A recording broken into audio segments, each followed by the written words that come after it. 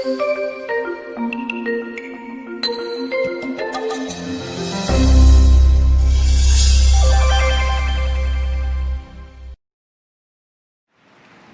dahil gustong mabuhay, ang mga tao mahilig sa pagkain, takot magutom, at kung kailangan, naghahabol sa pagkain o sa nagbibigay nito.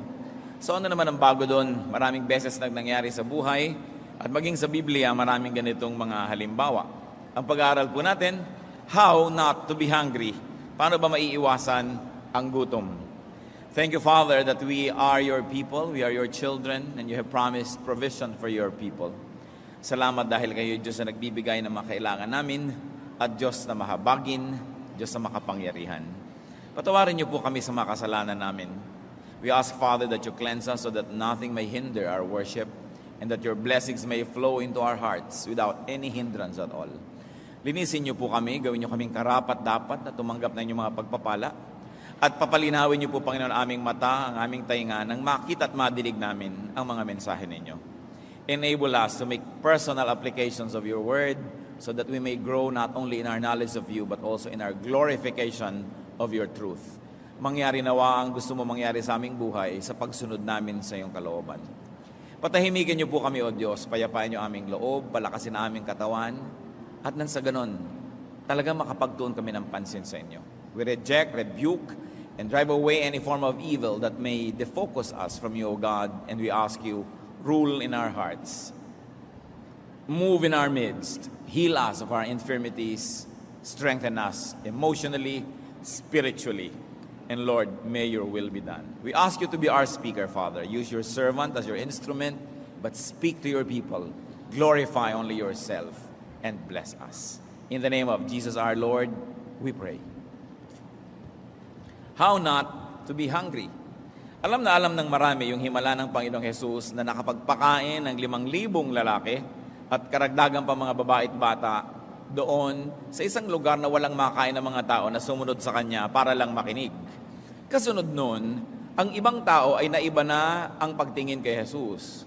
Sa halip na spiritual food na lamang ang kanilang hinahabol, nung makatikim silang mapakain, nung tunay na material na tinapay, yung iba ayun na lang lagi ang hinabol-habol at hinangad-hangad. Juan 6:25 hanggang 27. Nang makita nila si Jesus sa ibayo ng lawa, siya'y tinanong nila, Guro, kailan pa kayo rito? Sumagot si Jesus, pakatandaan ninyo, hinahanap niyo ako, hindi dahil sa mga himalang nakita niyo, kundi dahil nakakain kayo ng tinapay at nabusog. Huwag ang pagkaing nasisira ang inyong pagsikapang kamtan, kundi ang pagkaing hindi nasisira at nagbibigay ng buhay na walang hanggan. So hinanap-hanap ng mga tao si Jesus at yung iba na yung kanilang agenda. Ang gusto nila magkaroon ng libreng tanghalian. So the people looked for Jesus, but for the wrong reason. And what was the reason? Bread, physical food, physical appetite.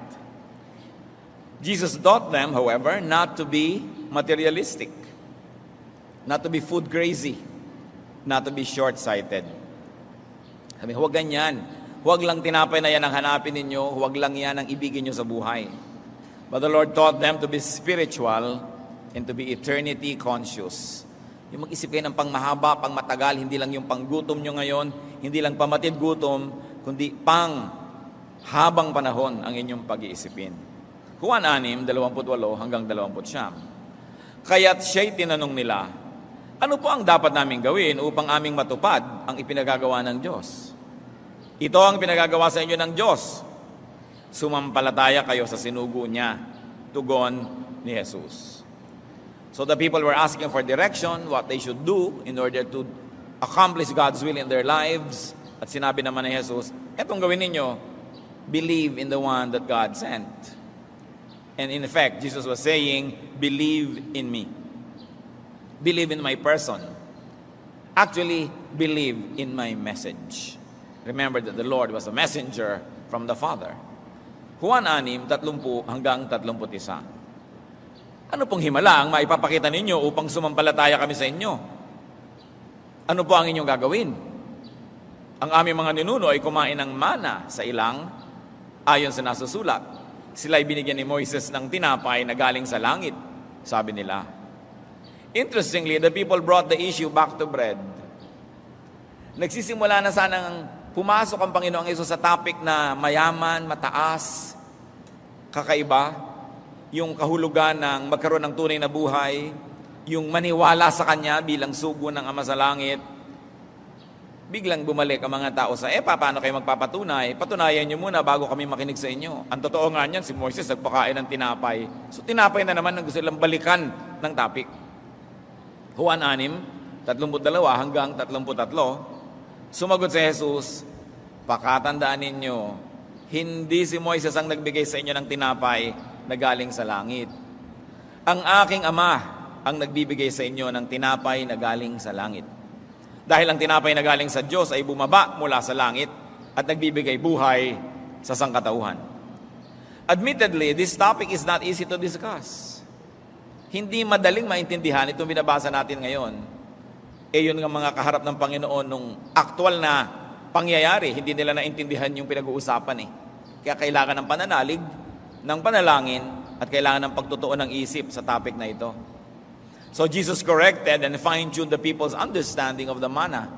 You remember the manna na mga tao ng Israel ay nasa ilang, nasa disyerto at wala silang makain at araw-araw nagpapaulan ng Diyos ng mga parang malabulak na nalalaglag mula sa langit. Kinokolekta nila ito, kinakain, yun yung mana, tinapay na nagmumula doon sa taas. At sabi nila, si Moses nga, pinapakain kami ng tinapay na galing sa langit. Sabi ni Lord, hindi yun ang tinapay na galing sa langit. Galing lang yun sa may taas-taas ng konti. Hindi yun ang tunay na tinapay na galing sa langit. Una, hindi naman talaga sa langit yun nagmula at hindi yun ang tinapay na nagmumula sa langit. Moses' bread was just bread. But the Father in heaven, His bread was the true bread from heaven.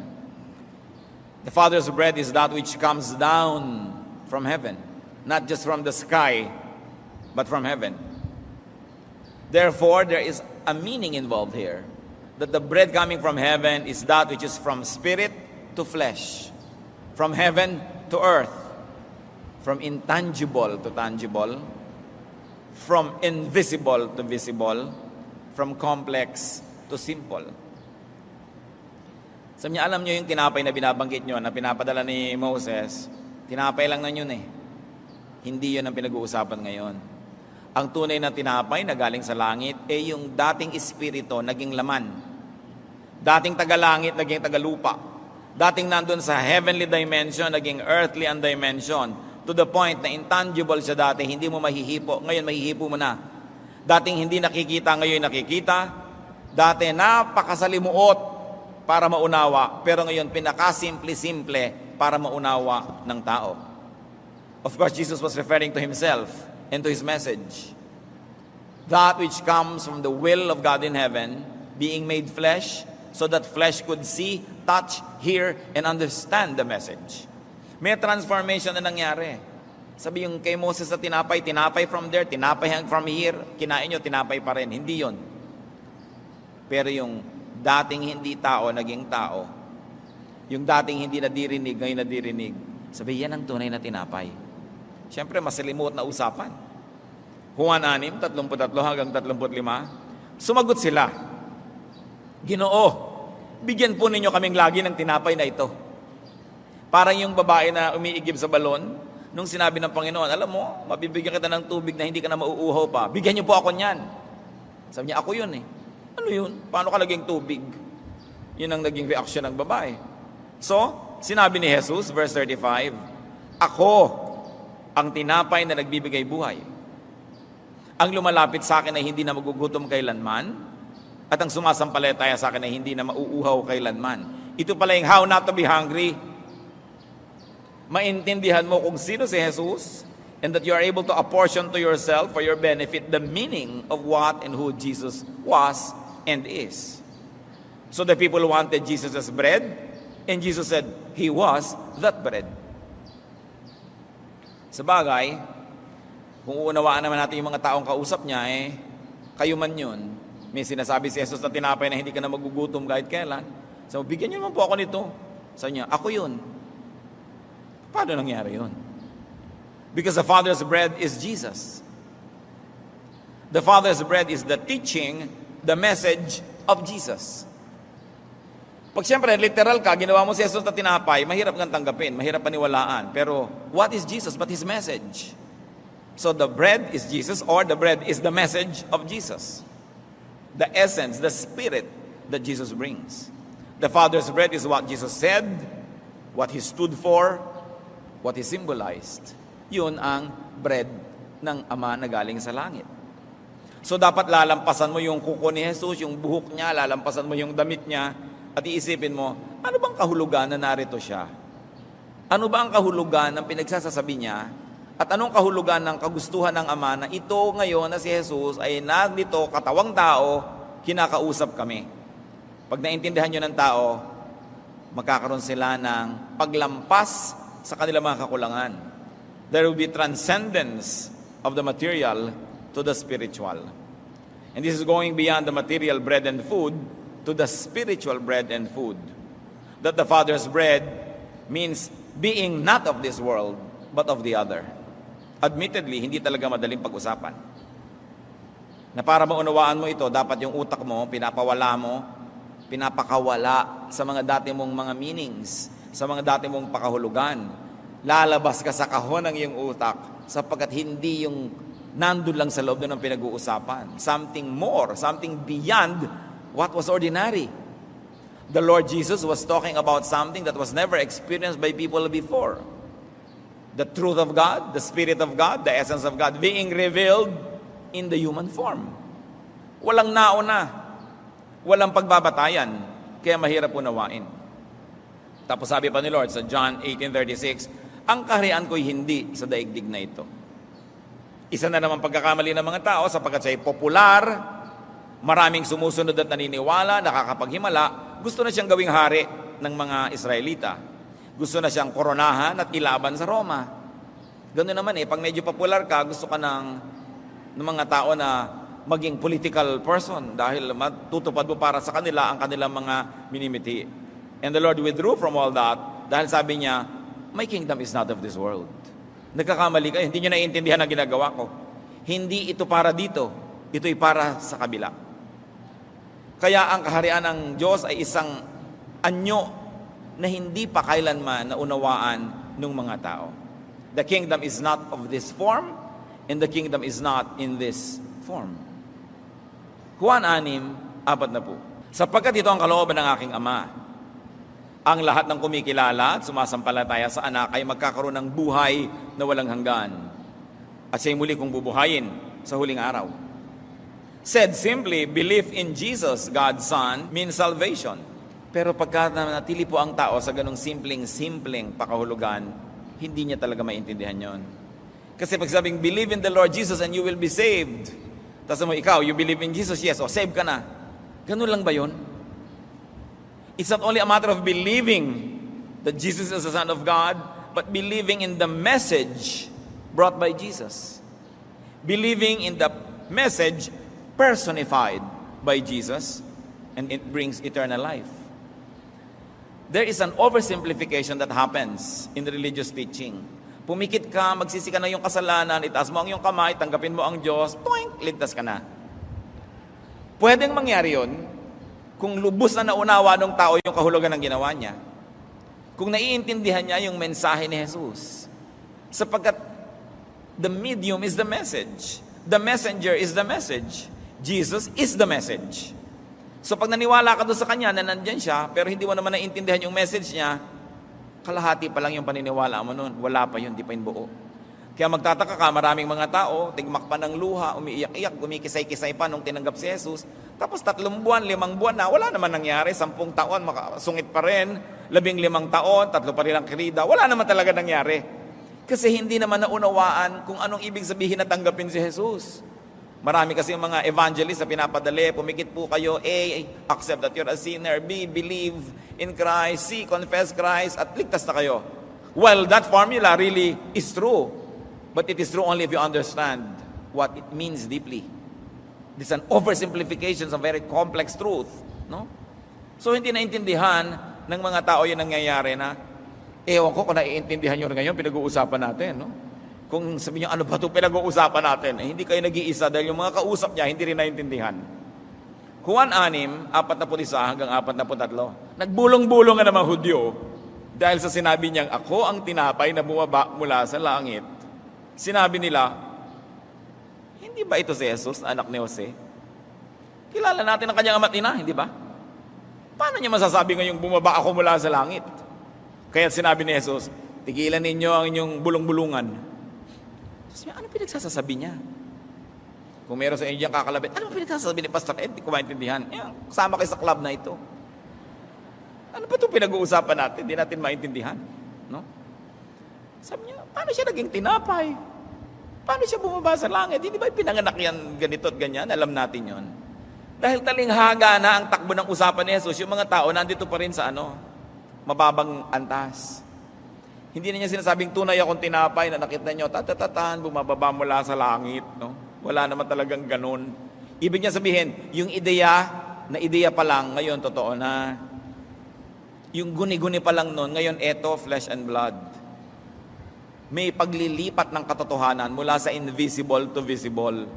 So sabi, mula sa langit, patungo sa lupa. Hindi naman necessarily galing sa taas sa mga ulap, pababa, para manggaling sa langit, patungo sa lupa Kasi alam naman natin na yung planeta ay bilog. Kung taga-Australia ka, hindi yung langit nasa baba ng nasa taga-Canada. Di ba? So hindi talaga yung taas-baba ang pinag-uusapan. But from one dimension of reality to another. The people once again brought down the discussion to earthly levels because they said, kilala natin ang mga magulang niya, hindi siya galing sa langit. Juan 6, 46 hanggang 48. Hindi ito nangangahulugang may nakakita na sama. Ang nagmula sa Diyos, ang tanging nakakita, sama.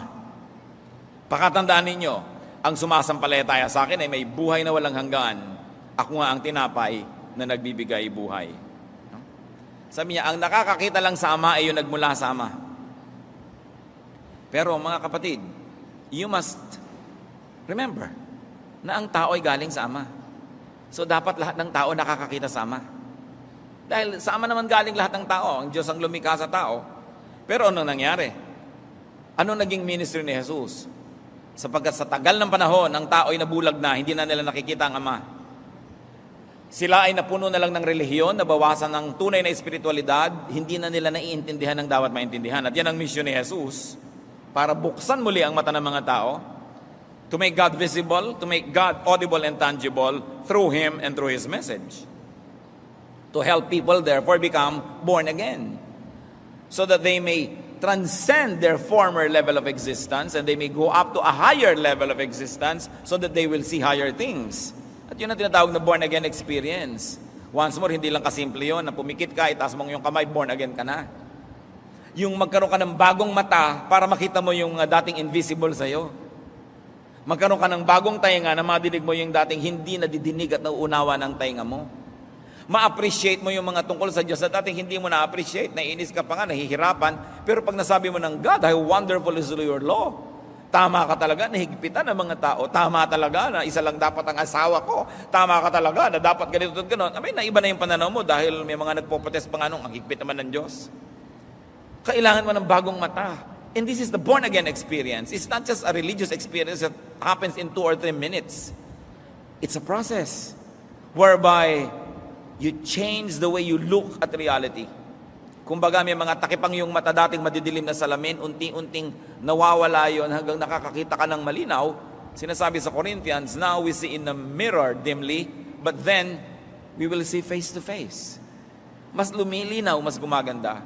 Kaya ayoko yung mga tao masyadong kampante na. Pag kami namatay, saved na ba yan? Oo, na-born again na yun, April 12, 1985. Yung, pagka, save ka na ba? Ako save na, ikaw save ka. Paano mo nalaman yun? Paano mo natiyak? Dahil pinapaniwala ka lang ng religion na nung ginawa mo yung isang ritual, the born again ka na. Pero ang tanong ito, talaga ba? Were you changed from glory to glory? Because that's what happens to the people of God. They are changed from glory to glory. Now, do you see the Bible more clearly than you did 10 years ago, 15 years ago? Now, do you have more longing for God than you did before? Kadalasan nga iba, nanlalamig pa habang tumatagal Hindi umaasenso, paatras. So I don't want you to be lulled by a false hope. Although I want everyone to hope in God, pero dapat premised on a very solid understanding of what the person of Jesus means to everybody. Na hindi lang yung ginawa niya, kundi yung ideya ng pagiging Jesus niya, yung ideya na itinuturo niya sa mga tao. At hindi yun madaling tanggapin. Noong ang Panginoong Jesus ay nagsakatawang tao, libu-libong taon na ang relihiyon sa Israel. Established ng masyado ang temple.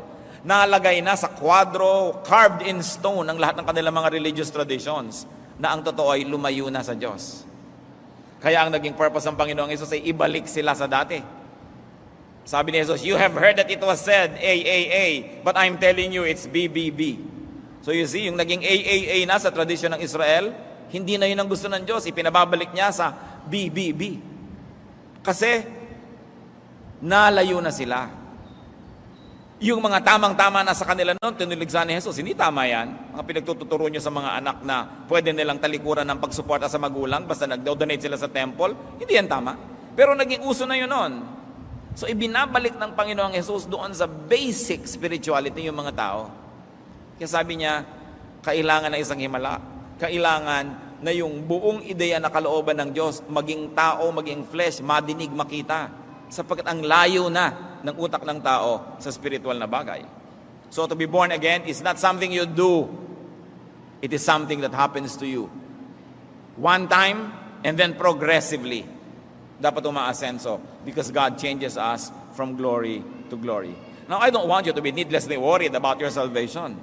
But ang point is, do something so that you will continue to grow in the Lord and you will see that indeed you have been born again. Kasi pagka ipinanganak ka, lalaki, magmamature. Hindi pwedeng nabonsay ka na dyan. Hindi pwedeng 5-year-old Christian ka na, ang utak mo pa, pang 1-year-old Christian. 20-year-old Christian ka na, pang 5-year-old Christian. Hindi ganun yun. Dapat nag-grow.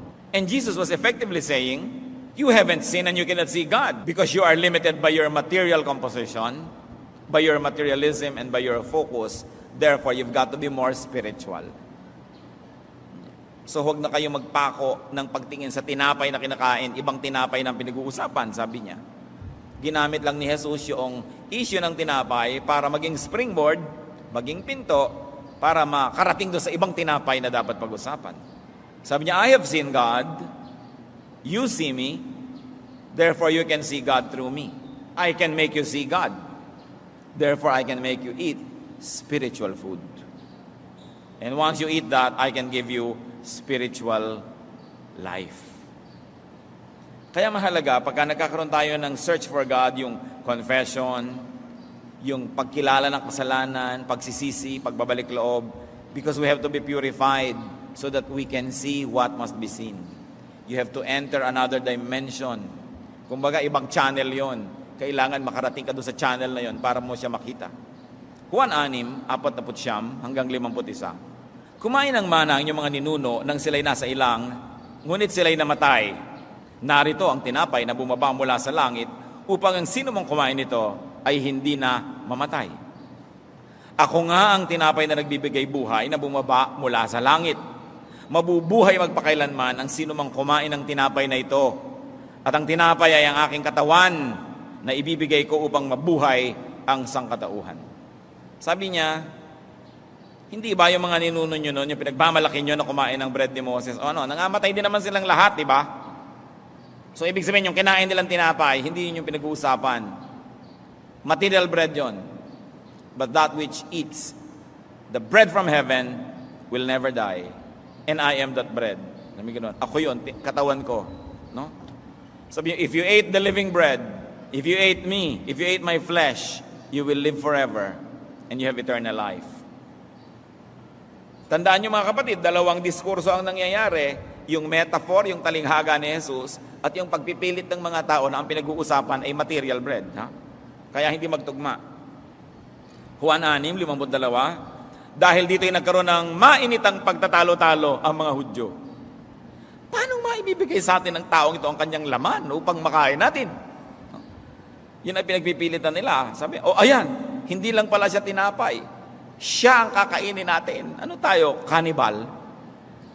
So nagkagulo. The people insisted on the material and the physical level of discussion.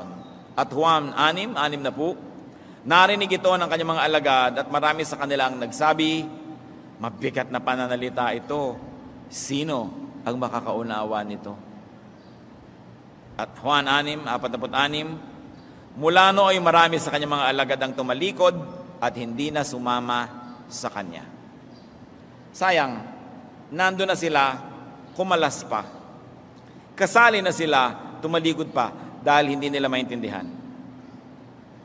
Pag may hindi naiintindihan ng matalino, nagsisikap siyang hukayin o abutin ito. Pag may hindi naiintindihan ng mangmang, tumatalikod na lang siya, papadaliin na lang niya ang kanyang buhay, doon na lang siya pupunta sa dati na niyang naiintindihan pa. Kaya merong lumalago at merong hindi. Many disciples left Jesus. Why did they leave Jesus? Because all they wanted was easy, traditional teaching. Hindi nga naman tinuturo sa mga templo yung mga tinatinapay issue na yan. Madali doon, dalhin mo yung baka, dalhin mo yung kambing, dalhin mo yung ibon, ihain mo, mag-donate ka, magdasal ka ng konti, tapos ang religion mo, okay ka na. So ito, pinag-uusapan na ito ng mga tinatinapay, nag-alisan sila. No? Ayaw nila nang hindi nila maintindihan. Sadly, this still happens today.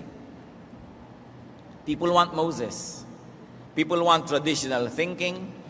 People only want traditional theology.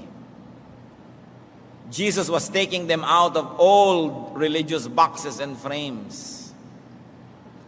Nung nilikha ng Diyos ang tao, nagbigay siya ng mga kautusan, mga turo, pagdating ng panahon na si Jesus ay naglalakad sa balat ng lupa, naiba na yung mga turo na yon. There was accretion, there was a lot of editing, there was a lot of transformation that happened in the teachings. Because human beings sat at the top of these organizations. Meron silang mga leader, meron silang mga priest, meron silang mga scribes, na ang dami-dami na nila ipinagdadagdag, pinag-ayos-ayos to preserve their own class. Siyempre, yung mga kalalakihan na nangunguna, lalo nilang sinolidify yung leadership position ng mga men. Kaya ang ginawa nila, sobrang lang ipinakadiin-diin ang halaga ng lalaki. Tulad, pag nagbibilang ng tao, may census, hindi binibilang na yung babae. Samantalang kung babalik kami yung paglikha, man and woman, male and female, God created them. No? The man and the woman together constituted the image of God. Pero sa pagtagal, sa culture ng Israel, nabaliwala yung babae. So binigyan muli ni Jesus ng halaga. Kaya nung si Maria ay nakaupo sa kanyang paanan, si Maria hindi yung ina niya, yung kapatid ni Marta, at si Marta ay nasa kusina at pinipilit niyang bumalik si Maria doon sa kusina where the woman belonged according to their culture. Sabi ni Jesus, hindi siya alis dito. Napili niya dito na mag-aral. She chose the better portion, it will not be taken from her. So ibinabalik ni Jesus yung halaga ng babae na sa pagtagal ng relihiyon ng Israel, nabaliwala si babae. So hindi lahat ng makikita mong itinuturo ng relihiyon nila, yun ang original na nanggaling sa Diyos. Sobrang nataas yung lalaki, nawala ng halaga ang mga bata. Pag bata ka pa, wala kang kwenta. Kaya nung si Jesus ay dinadalhan ng mga bata, tinaboy ng mga disciples, nagalit sila, alisin ang mga bata ito, alisin. Kasi sa panahon nila na yon, walang kwenta ang bata. Pero anong ginawa ni Jesus? Huwag niyo silang pigilin. Kinuha pa yung mga bata, kinalong, binless. So binapalitan niya yung tradisyon na yon. Yung sobrang pagpapahalaga sa mayayaman, at saka sa mga taga-templo at mga religious leaders, iniba rin niya.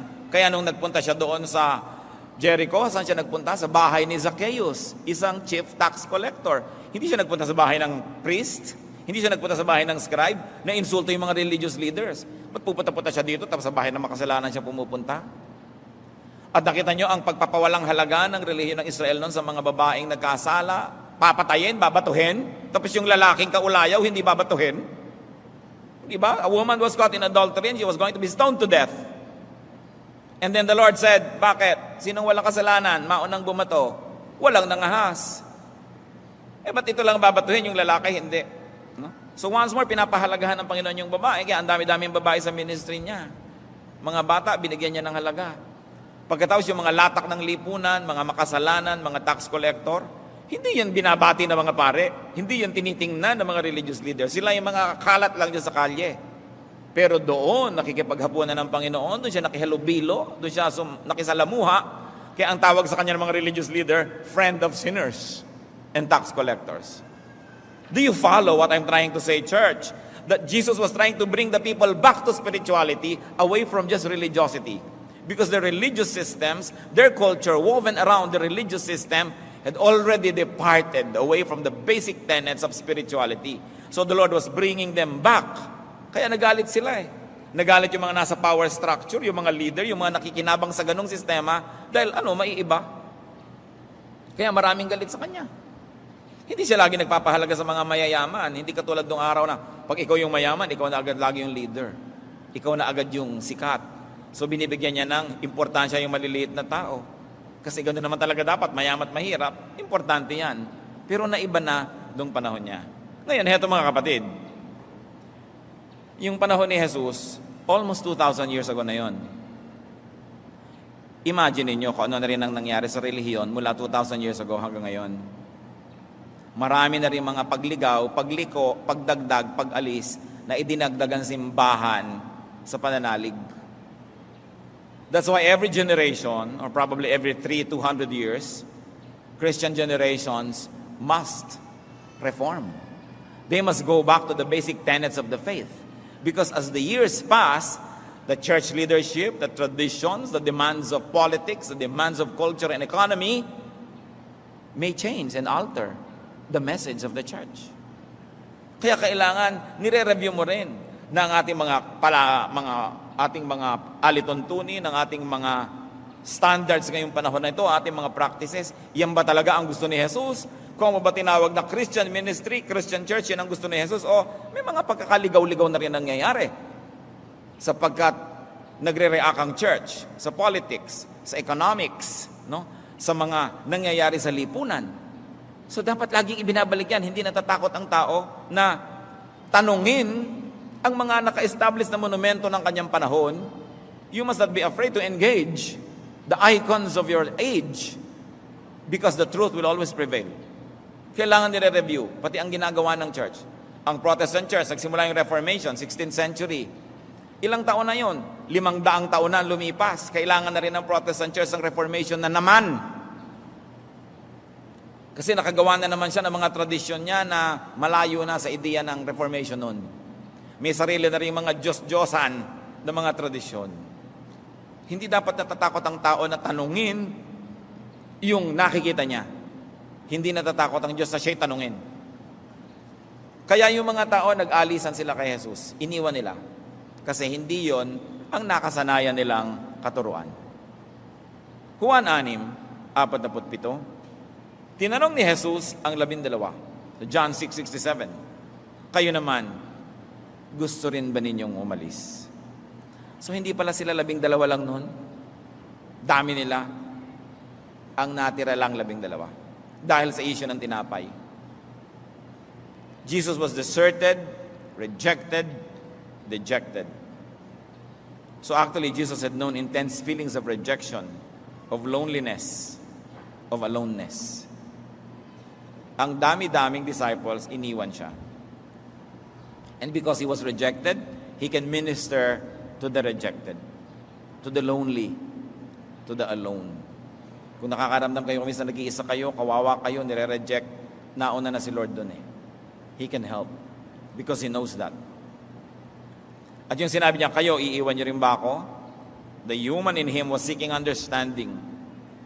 He was seeking people who understood Him.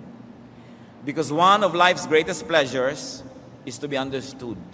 One of life's greatest pleasures is to be with people who agree with you. People seek such comforts. And Jesus was asking His disciples, pati ba kayo, iiwanan niyo ba ako? Ano pong isang very personal application yan sa panahon ngayon? Value people who understand you.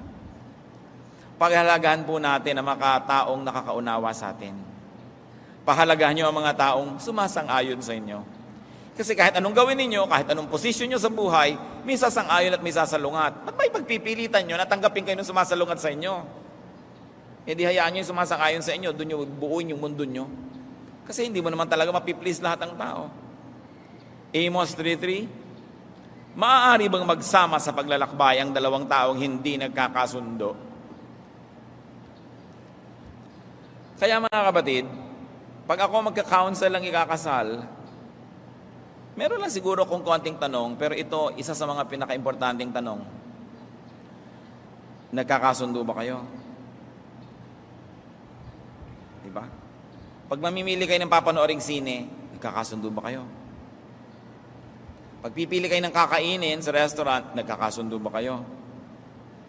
Pag pinag-uusapan kung paano kayo makikitungo sa mga bibiyananin mo o sa mga magulang mo na bibiyananin niya, nagkakasundo ba kayo? Kung nagsusuporta ka ng mga kapatid, sasama ba siya makisuporta o pipigilin ka na niya? Nagkakasundo ba kayo?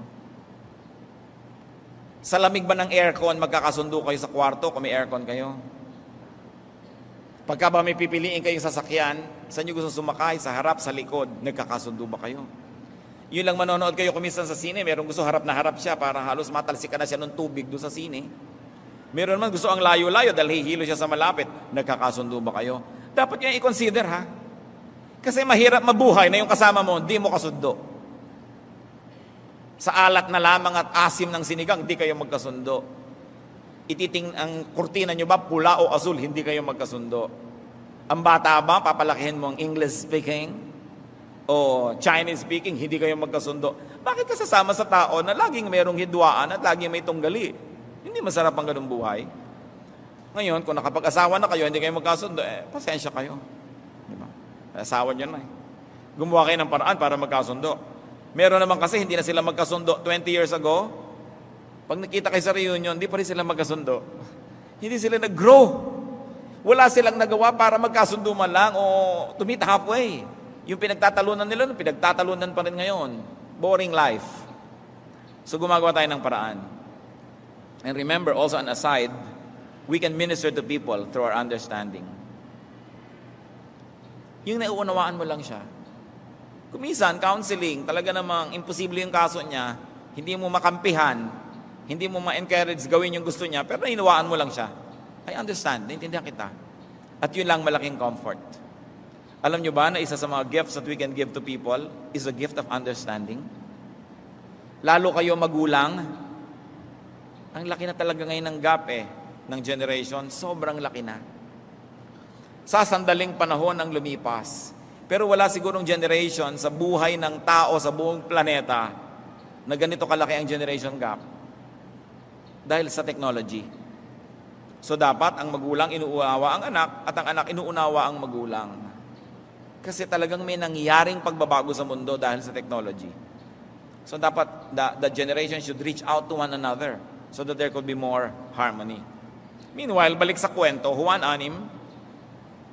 6:68 hanggang 69. Sumagot si Simon Pedro.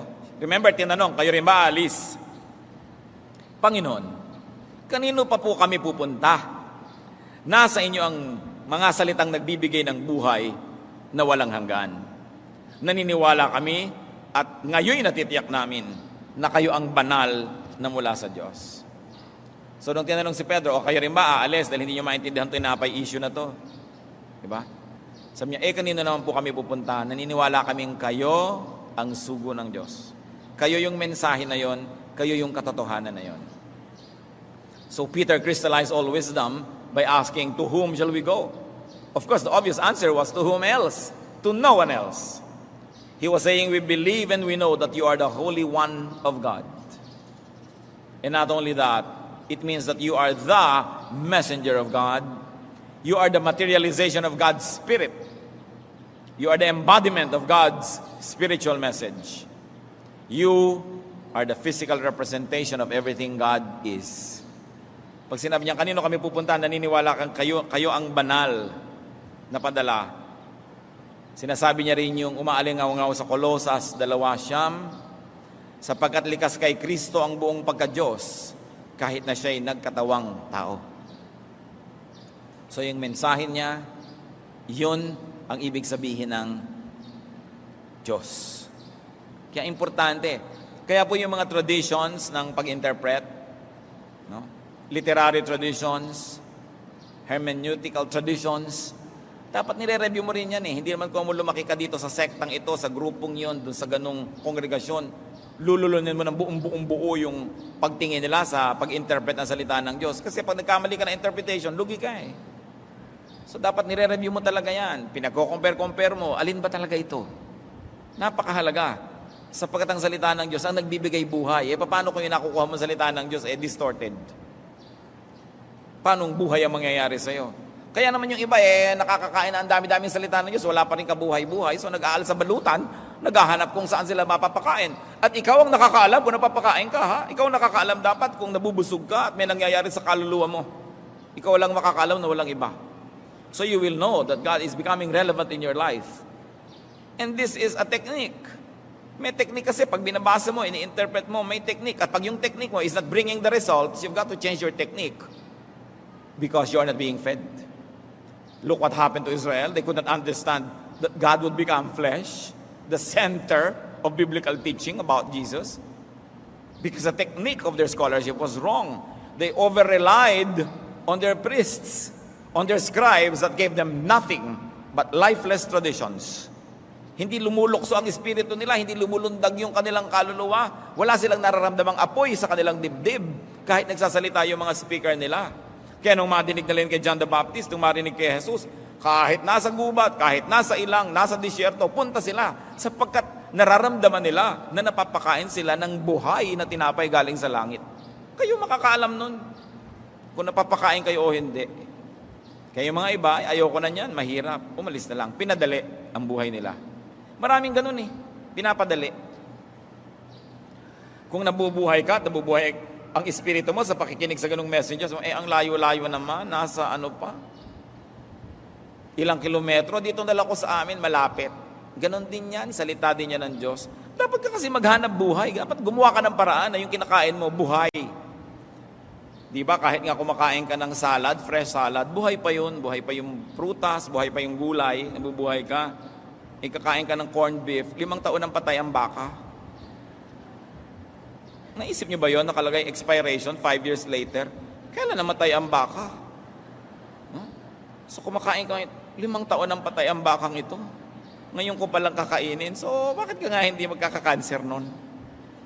Kakakain mo ng sobrang patay na. So pati yung word of God, dapat yung kinakain mo, buhay na buhay, nagtatatalon. Alam mong may nangyayari sa'yo kasi fresh. And only the Spirit will be able to tell it. Nothing else and no one else. So needless to say, only a few stayed with Jesus. Baka tuloy magalit sa akin ng mga corned beef companies. Pero isipin nyo rin yun, kumakain kayo halimbawa ng mga ganyan, di ba? Ang tagal-tagal ng patay ng karne. So you're eating dead carcass. No? Anyway, nag-alisan yung maraming tao. Konti lang natira. But Jesus' main mission was to give spiritual food.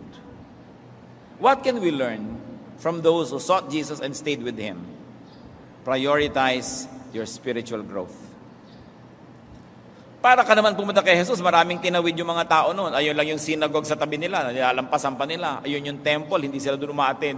Pumupunta sila doon sa mga ilang, sa mga disyerto. Gumagawa sila ng paraan.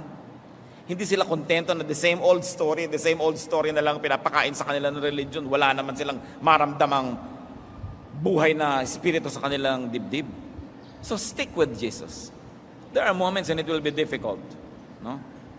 Marcos 8:34. Pinalapit ni Jesus sa mga tao at ang kanyang mga alagad at sinabi sa kanila, ang sino mang nagnanais sumunod sa akin ay kinakailangang itakwil niya ang kanyang sarili. Pasanin ang kanyang krus at sumunod sa akin.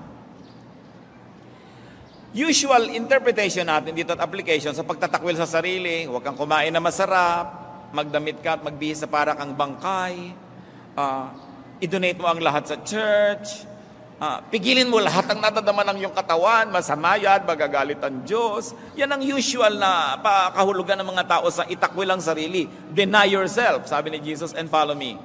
But many people neglect to think that denying of oneself is primarily denying your ignorance. Pagtatakwil sa iyong kamangmangan, magsisikap ka na tumalino. Pagtatakwil sa mga dati mo nang alam na hindi pala yun naman ang totoo, so willing kang palitan yon at ibahin ang iyong pananalig. Pagtatakwil sa mga nakagawian mo ng mga practices na hindi naman pala yun ang hinahanap sa iyo ng Diyos. Kung minsan hinahanap lang sa iyo ng simbahan pero hindi yun ang hinahanap sa iyo ng Diyos. Paglabas sa kahon ng pag-iisip mo dati para magkaroon ka ng true born-again experience and a new life, yun ang pagtatakwil sa sarili, to deny yourself of what has been, of what is convenient, what is traditional. Because now you have to walk on uncharted territory, you have to cover new ground because this is a new life. How can you have a new life if it's old ways never anyway. Meron ba naman bagong buhay na lahat ng element yung dati rin? May mga bago. So merong mga insecurities yung mga tao. So magpapalit pala ako ng system, magpapalit ako ng pamamaraan. Kaya iba, nagbalik ka na lang sa dati. Ayaw namin yan, mahirap. So to deny yourself is not only to deny yourself of pleasure, of good things. Because God naman wants you to have good things. But primarily to deny yourself of preconceived notions of what spirituality should be. To be willing to be changed by the words of Jesus. So itakwil lang sarili. To be transcendent, to be more spiritual. To be transformed from glory to glory. So follow Jesus not only to Calvary and in sacrifice, but to follow Him in spiritual development, to follow Him in spiritual metamorphosis. Akala nung iba, pagka ako'y naglalakad sa asin ng paluhod, hinihiwa ko ang aking sarili, hinahampas ko ang aking likod, nagpapapako ako, nagbibigay ako ng aking mga limos at mga abuloy, tinatikis ko ang sarap ng gusto ng aking laman, sumusunod na sila kay Jesus. Kalahati lang yon. But remember what the Bible said about Jesus, that He grew in wisdom and stature, in favor with God and man. So kasunod ka rin sa spiritual development. Yung nasasabi mong, when I was a child, I thought like a child, I reasoned like a child. Now that I'm a man, I'm not childish anymore. Sinusunod mo rin si Jesus sa paglago ng iyong utak, sa pagkaunawa sa maraming bagay. So hindi lang pagtitiis sa masarap. So put your spiritual hunger and needs above everything else. Then you will never go hungry. Job 23:12, I have treasured the words of His mouth more than my daily bread. How do you grow spiritually? Do not be bothered by the prospects of physical hunger. Do not be bothered by the prospects of food shortage. Kasi material lang yon. Yung mga prospects ng food shortage na yan, physical hunger na yan, material lang. Kailangan nakafocus ka sa spiritual. Nangyayari man yan, nag-up and down ng physical life, konti lang yun dahil nakafocus ka sa mas malayo, sa mas matagal. So do what you can, and then leave the rest up to God when it comes to your physical needs. Don't worry. Ngayon, marami na namang issue ng mga food crisis. Diba? Nung sabi ng Mateo 6, 31 hanggang 34, huwag kayong mag-alalang baka kayo kapusin ng pagkain, inumin o damit. Hindi ba't ang mga hentil lang nababahala tungkol sa mga bagay na yan? Alam na ng inyong Ama na nasa langit na kailangan ninyo ang lahat ng yan. Ngunit higit sa lahat, ay pagsikapan ninyo na kayo pagharian ng Diyos at mamuhay ng ayon sa Kanyang kalooban at ibibigay niya sa inyo ang lahat ng inyong pangangailangan. Kaya nga huwag niyo ikabalisa ang para sa araw ng bukas, dahil ang bukas ang bahala sa sarili nito. Sapat na ang inyong mga suliranin sa bawat araw. How can you spiritually grow when you are just too worried about physical food? So there's a certain degree of engagement that we do in the world, but there's also a certain degree of detachment so that we may allocate energy to that which is spiritual. So do not be bothered by the prospects of hunger and by the prospects of food shortage. Maraming beses nang nangyari yan sa mundo, paulit-ulit lang yan. Hindi yan bago. Mateo 6:27, sino sa inyo ang makapagpapahaba ng kanyang buhay ng kahit isang oras sa pamamagitan ng kanyang pagkabalisa? Huwag kayong mabalisa, wala rin naman mangyayari pagkakabalisan nyo. Unahin nyo ang Diyos, unahin nyo ang mabigyan siya ng kuluguran, at siya ang bahala sa inyo kung siya natutuwa sa inyo. Kung gusto ka bang pagpalain ng Diyos, sino naman makakapigil? At kung ayaw kang pagpalain, sino makakapilit? Kasi may unahin ninyo na pagharian kayo ng Diyos. 2 Korinto 9:8, magagawa ng Diyos, pasaganain kayo sa lahat ng bagay at higit pa sa inyong pangangailangan upang may magamit kayo sa pagkakawang gawa. So sabi, don't worry about that. How not to be hungry? Don't think of just material food. Food for the spirit is what you must prioritize. Although, of course, you must engage the daily needs. Pero hindi naman tayo naghahanap buhay para lang yun ang gawin ang gawin. Hindi ka nabubuhay para maghanap buhay. Naghahanap buhay ka para magkaroon ka ng ikabubuhay, at pag naroon na sa kamay mo ikabubuhay, magkaroon ka ng tunay na buhay. So hanap buhay lang yun, hindi yun ang buhay mo. So how not to be hungry? Choose what hunger to prioritize. Spiritual hunger. Dahil sabi ng Panginoon, ask and it will be given you. Seek and you will find. knock and the door will be open to you. Many people always love to apply it materially. Ask for bread, ask for bread. Ang talagang sense ng pangako na yon is a spiritual one. Ask for spiritual blessing and it will be given you. Seek spiritual blessing and it will happen to you. Knock at the spiritual door and the door will open to you. In these days of hunger, in these days of insecurity, stick close to Jesus. How do you address your spiritual hunger? How do you attend to your spiritual hunger? Ama namin sa langit, nagpapasalamat kami sa mga katuruan. Nawa, naunawaan namin ang mga bagay na ito. At kung di man lubos, magsimula man lang kami mag-isip-isip ng mga ganitong bagay, ay maganda na magawa sa buhay. Turuan mo kami, Lord, to move from glory to glory. Na hindi lang yung usual things that are easy to understand. Magbigay kami ng panahon na unawain yung mas mahirap maintindihan. At nawa, huwag kaming magpakatamad na lang, natalikuran ng hindi naintindihan agad. Kundi maging hamon nito na magsaliksi kami.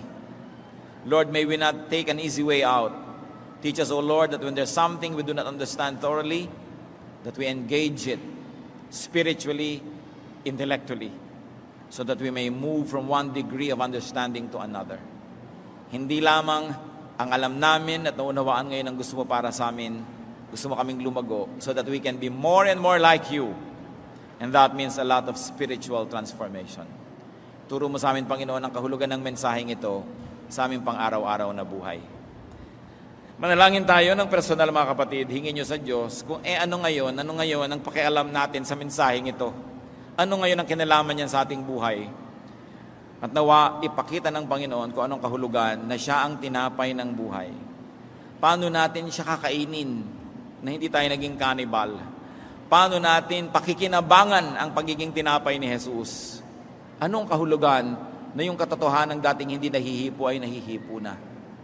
Panginoon naming Diyos, papagliwanagin mo ang aming isip, bigyan mo ng kahulugan ang mga mensaheng ito. Magbulay-bulay tayo panandali. Sabi niya, ask and it will be given you. Ask God for wisdom and ask God for application.